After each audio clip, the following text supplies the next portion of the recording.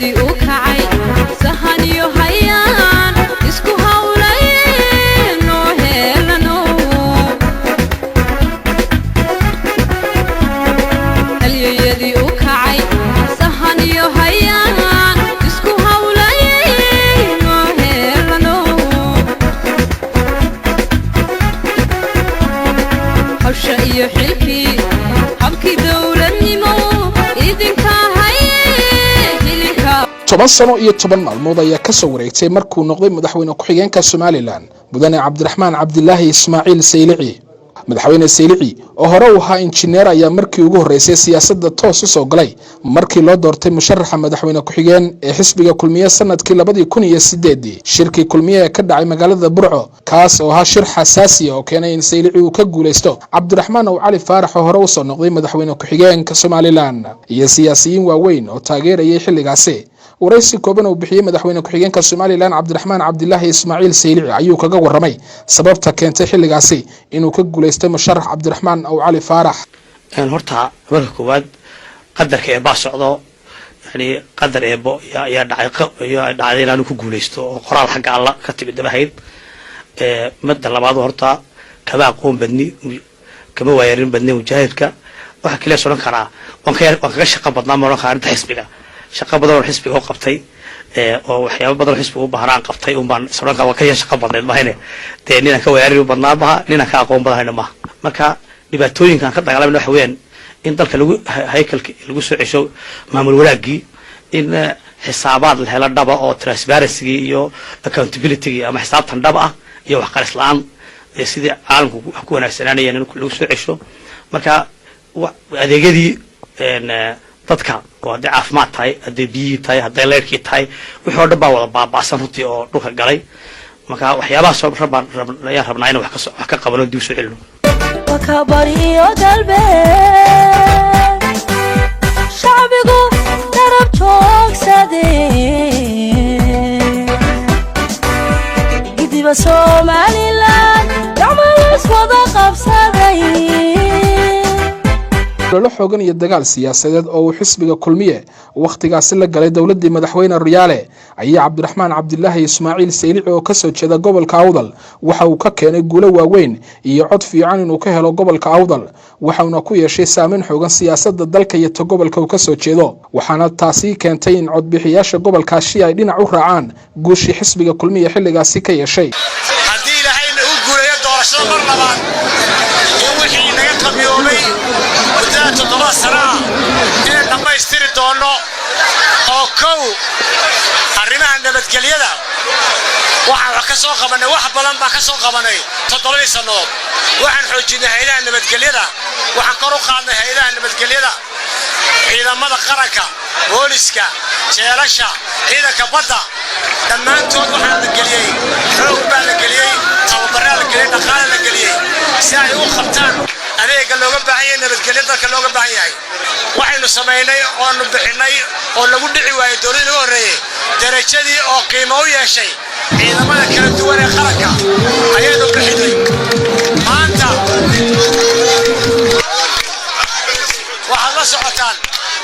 وحنا سعتان إن ما أنت عسكري جني من مراحل أوصل رئيسي لك وصية أنا كلا سرين ما أنت جرنجر قيمة له أو كلا سرينا إليه وحدوكتين هذا إكسامبل كمان السيو ماشي وكذا لا يبورنا تقول يا شيني حول كبكها أي لا بقول كنت كروس وما لك قادرين يا كاركود بلاقي بين عقور ما أنت طريقة شاي اللي حين مدني مكان بمدي إذا فك وصوب عليك عشان لا سر وصوب عليك تبدأ نرشوا يثبت الشيء اليدي أقلميو هرمون الجنية دبان إياها قفعتان نبوه جنوب قلميو هرمون الجنية دبان إياها قفعتان نبوه جنوب Cabdiraxmaan Cabdilaahi Ismaaciil Saylici ayaa door shariif leh ku lahaa guulihii xisbiga kulmiye uu ku yeeshay gobolka Awdal iyo inuu xilligaasi u babacdhigo madaxweynihii dalka ka talinayay ee Daahir Riyaale Kaahin oo isagu ka soo jeeda gobolka Awdal ku geynayo isla garanayo guushu waa kulmiye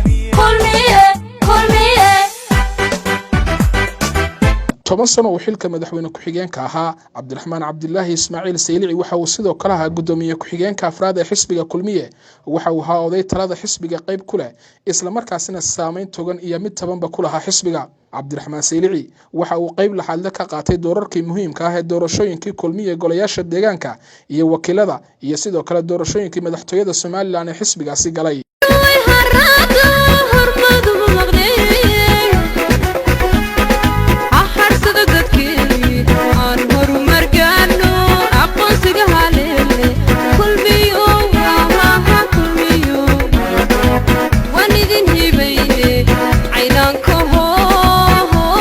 loolama kala duwan oo xisbiga kulmiye soo maray iyo xamaasadda siyaasadeed waxa uu noqday mid ka dabasha ciyaaraha siyaasadeed ee kulmiye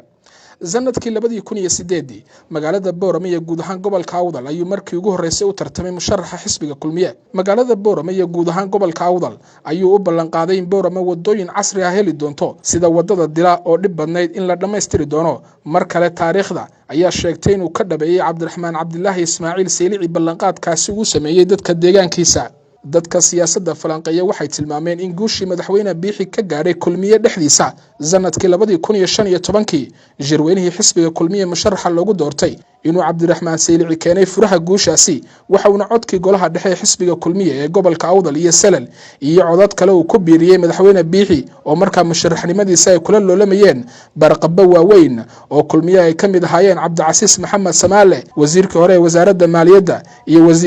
wasiir Maxamed Biixi Yoonis waxaana maalmaha si xasuus tahayd in wasiiradii madaxweyne Siilaanyo badankoodu diideen musharaxnimada Muuse Biixi isna casileen taas oo ahayd mid culeyskeeda lahayd madaxweyne ku-xigeenka Soomaaliland Cabdiraxmaan Cabdilaahi Ismaaciil Saylici waxa uu si kalsooni leh u tagay xarunta xisbiga kulmiye si uu soo buuxiyo shuruudihii musharaxnimada waxaan ka maanta aan u yimid laba arrimood oo midda koowaad waxaan ku dhimay yeedmada noo yeedheen wada hawsha haysa waxay naga rabeen runtii way noo sheegeen inaan isdiiwaan gelino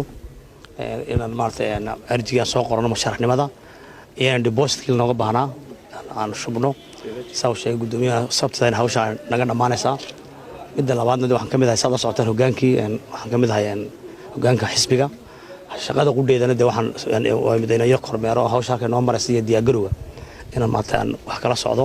si fiican hawsha warto u socotaa ilaa haddana wax la oran karo waxba khaldan ama waxba dib u dhacsan ama wax maartay midna kuma jirta hawsha Cabdiraxmaan Cabdilaahi Ismaaciil Saylici madaxweyne ku-xigeenka Jamhuuriyadda Soomaaliland markii labaad ayuu u tartamay doorashooyinka madaxtooyada Soomaaliland sanadkii 2017 bishii June isagoo madaxweynaha Soomaaliland Muuse Biixi Cabdi doorashadaasi oo ahayd isaga iyo madaxweynaha Jamhuuriyadda Soomaaliland mudane Muuse Biixi Cabdi doorashadaasi waxay ahayd mid waxa uu madaxweyne biixi u noqday garab iyo gaashaan siyaasadeed oo uu ku duulo isagoo madaxweyne Saylici adeegsanaya waayo aragnimadiisa siyaasadeed waxa uu walaalo xoogan u galay in doorashadaasi xisbiga kulmiye ku guuleysto muddadii uu siyaasadda ku jiray iyo hogaanka dalka dadka siyaasadda falanqeeya ama la socda waxay ku tilmaameen